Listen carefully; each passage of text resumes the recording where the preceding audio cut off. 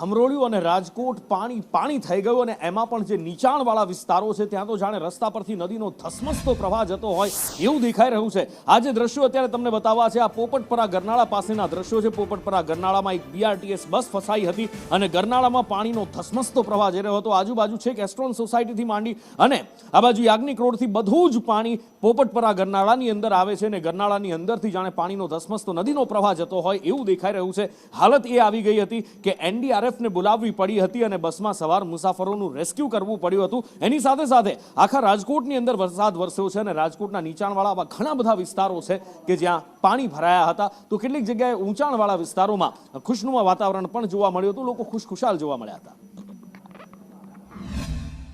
રાજકોટમાં ભારે વરસાદના કારણે અલગ અલગ વિસ્તારોમાં જળબંબાકાર થયું છે, સાથે જ પોપટપરાના નાલાની અંદર પણ ભારે પાણી ભરાતા બસ ફસાઈ ગઈ છે અને બસના ડ્રાઈવર આપણી સાથે છે।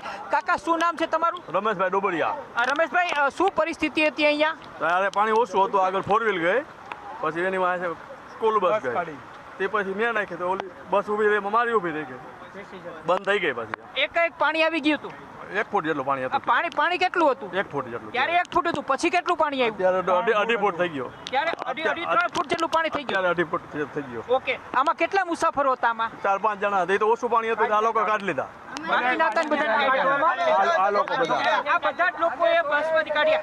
તમે કઈ રીતે નીકળ્યા કાકા? આ છોકરાઓ બચાવ્યો, 2 જણા કઢાવ્યા। તમને પણ અહીંયા લોકોએ બચાવ્યા છે તમને?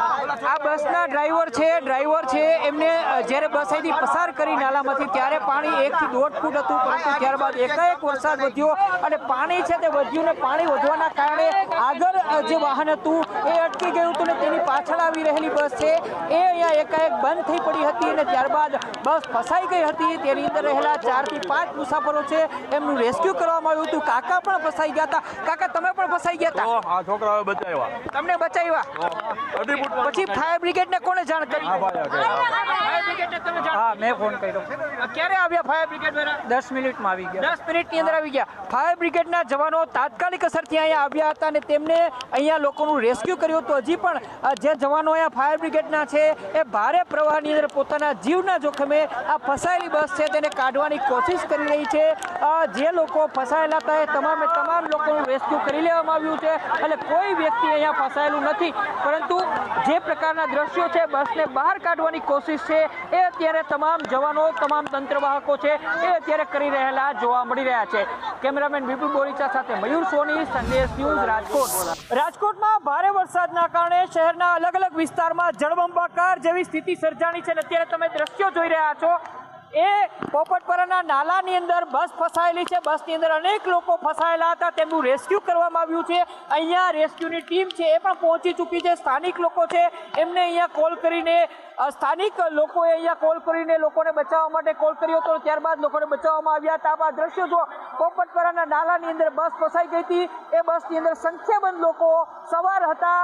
ભારે વરસાદના કારણે ઉપરવાસથી સતત પાણીનો પ્રવાહ છે પોપટપરાના નાલા સુધી પહોંચ્યો હતો, ત્યારબાદ આ બસ છે એ પસાર થવાની કોશિશ કરતી હતી, પરંતુ જોખમી પુરવાર થઈ આ કોશિશ અને બસ ફસાઈ ગઈ। અત્યારે તમામ લોકો છે એમને બચાવી લેવાયા છે।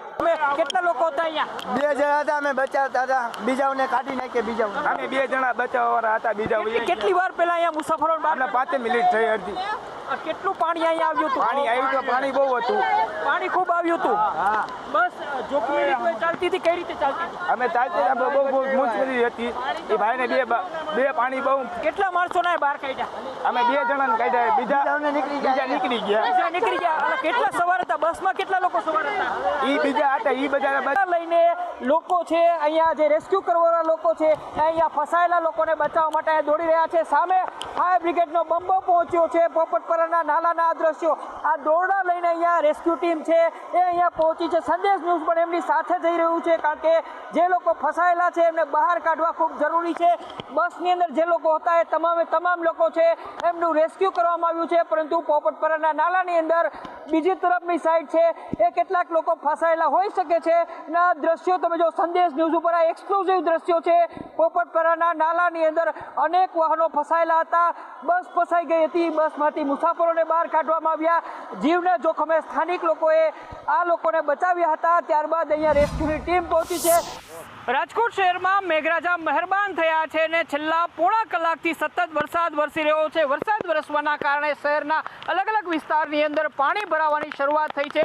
આપ જે દ્રશ્યો જોઈ રહ્યા છો એ રેસકોર્સ ક્રિકેટ મેદાન તરફના રસ્તાના છે, પરંતુ અહીંયા તમને રસ્તો નહીં દેખાય. ચારે તરફ પાણી જ પાણી જોવા મળી રહ્યું છે. આવી હાલત રાજકોટ શહેરના અલગ અલગ વિસ્તારના અલગ અલગ રસ્તાની પણ જોવા મળી રહી છે. ચારે તરફ રસ્તા ઉપર જાણે વરસાદી પાણીની નદીઓ વહેતી હોય એ પ્રકારના દ્રશ્યો જોવા મળી રહ્યા છે.